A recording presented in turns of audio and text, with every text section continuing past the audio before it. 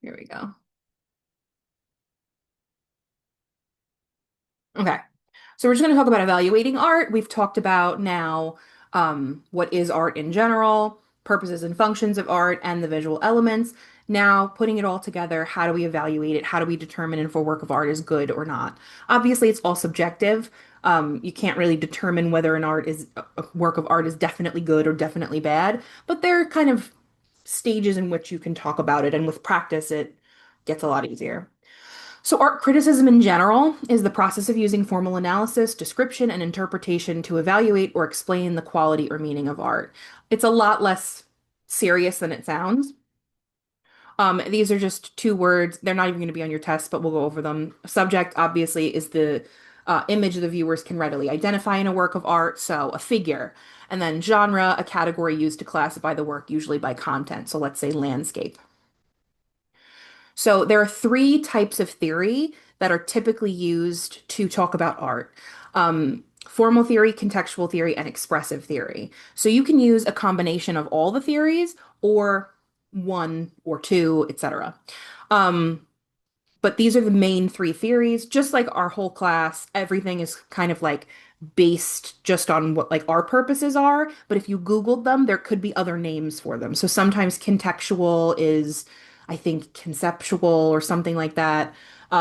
So just know that if you Google it instead of looking in the PowerPoints or in watching our video, that it might say something a little bit different. They mean the same thing though. So formal theory values stylistic innovation over personal expression or cultural communication. So think about formal theories as having a formal relationship with someone. So you don't really know much about them or their lives, but you might know their name, how old they are, where they live. You'll know very, very basic information. It's a formal relationship. That's like formal theory. You're kind of just getting the facts. It focuses the attention of the composition on the focuses the attention of the composition of the work of art. That's not a real sentence. It shows how originality, how it may have been influenced by other works, or whatever. We're just going to skip ahead to words that I can say. Um, how the parts come together to create a visual experience, whether we enjoy it or not. Generally believe that the most important influence is other works. So it's the facts, it's presentation over subject. It doesn't really matter what the work of art is. It kind of just matters that formal relationship. Where does it come from? What is its title? What year was it made? Um, Things like that. So that's formal. Contextual is considering art as a product of culture, a culture and value system. So, including economic, racial, political, or social or cultural systems. Basically, it's about the environment in which the artwork was created. So, how environment influences the artwork, what was going on in the culture during that time. So, let's just say, for instance, in the early 1900s, the Industrial Revolution in France. People were flooding into the cities, and a lot of the art made during that time period, I think I have a couple of slides that have this. A lot of the work made during this time period was influenced by this sort of suffocation that artists that were living in Paris felt with all of these new people coming in to have jobs. So the art was made, and a lot of the meaning behind the work sort of stems from what was going on during the time period.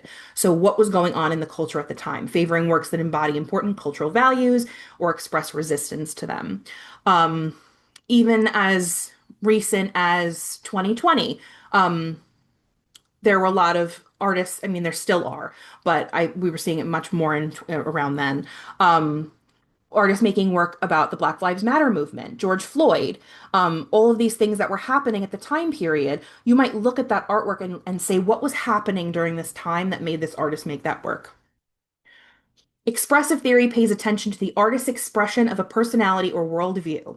So that basically just means that it's about what the artist's intention was. Their skill level, their intent, their emotional state, their mindset, their gender, they all play a role in the creative process. Who made it? Who are they? And why did they make it? It's all about the artist.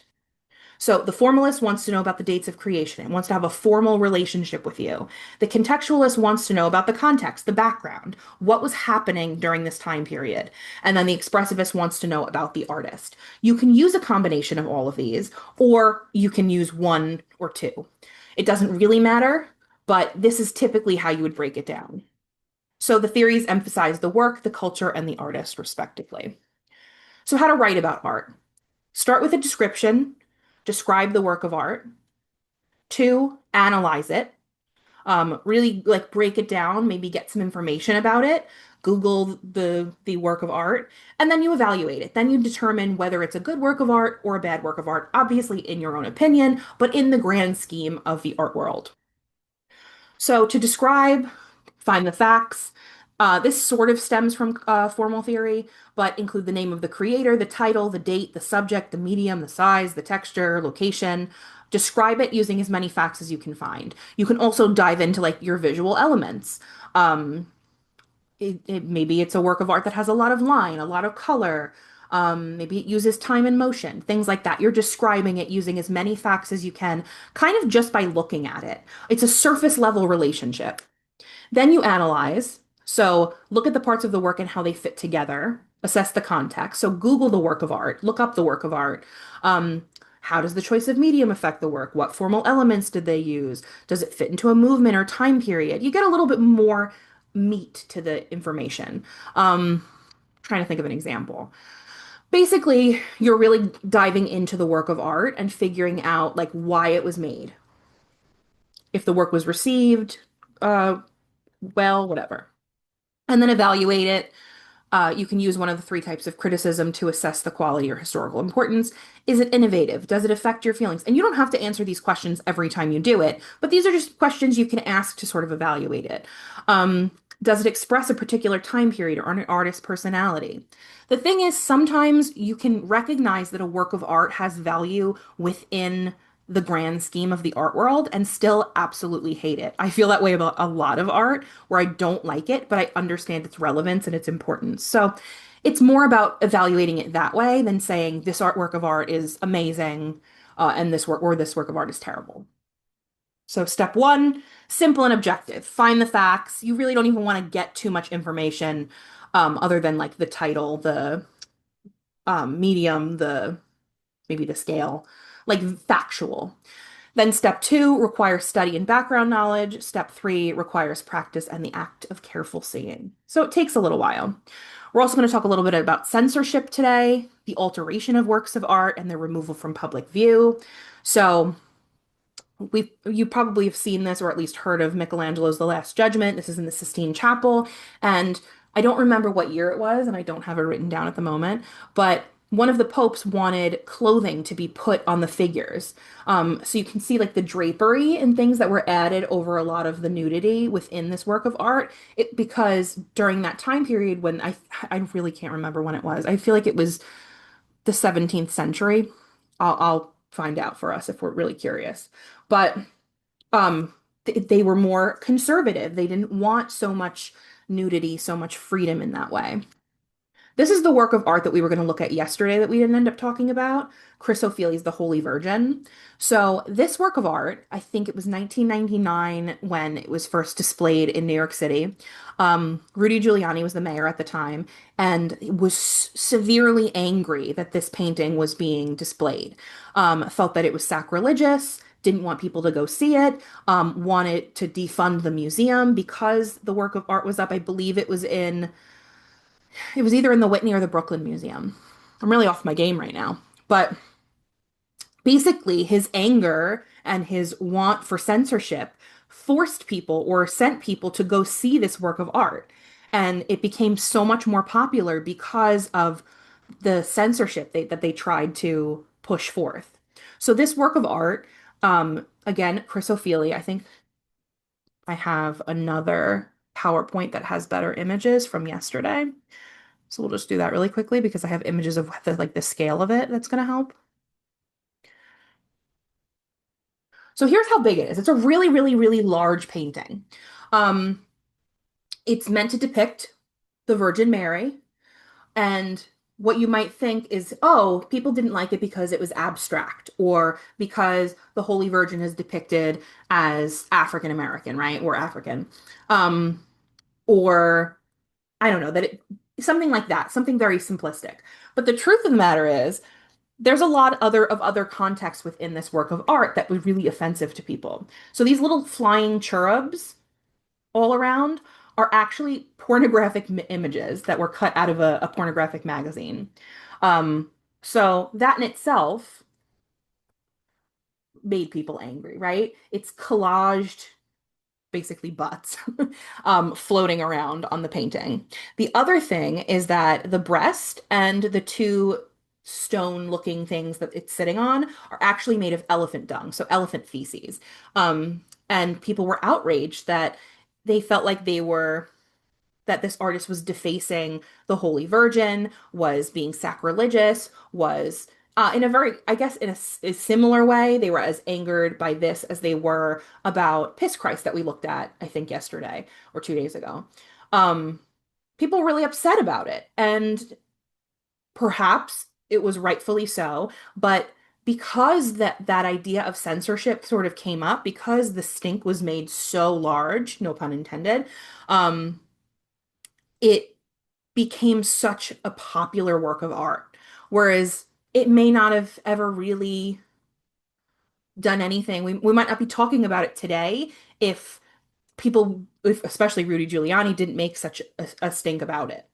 So the pornographic images, the abstraction of the figure, the elephant dung, all of these things sort of came into play and made this work of art actually really popular. But again, that censorship is what created the popularity. The need or the want to censor or um, make the museum take this work of art down is really what brought people to go see it. So, although we can describe, analyze, and interpret and appraise art, there's no single way to evaluate it. So, there's lots and lots of ways to evaluate art. These we're not going to super get into right now, but a negative review and a positive review. You can use these evaluations to write something positive about a work of art or something negative about a work of art. Maybe we'll just open the negative one just so you can kind of see that, like, I don't know if it's going to actually work. So, Hyperallergic is an art website where there's reviews and things like that. Um, So artists like Cause rely on nostalgia, and judging by the audience that arrived on the Wednesday afternoon I attended, most of the visitors, based on my brief conversations, were a mix of former taggers and street art scenesters who want to relive their childhoods, often with their own kids, fashion fans, brand tie-ins, and local everyone. We get it. So basically, calling out this artist as sort of leaning into and taking advantage of I don't know, the idea of nostalgia. So they do formally analyze the works of art, but it's a little bit more of like a pissed off review. And then artist statement.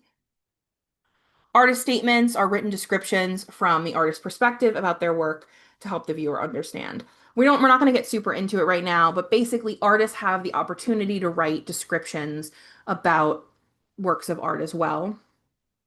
And I'm not going to get super deep into it. We can talk about it if you have questions about it. Let's see. I think that's it for that. Let's stop the share. Sammy, I think you're the only one left.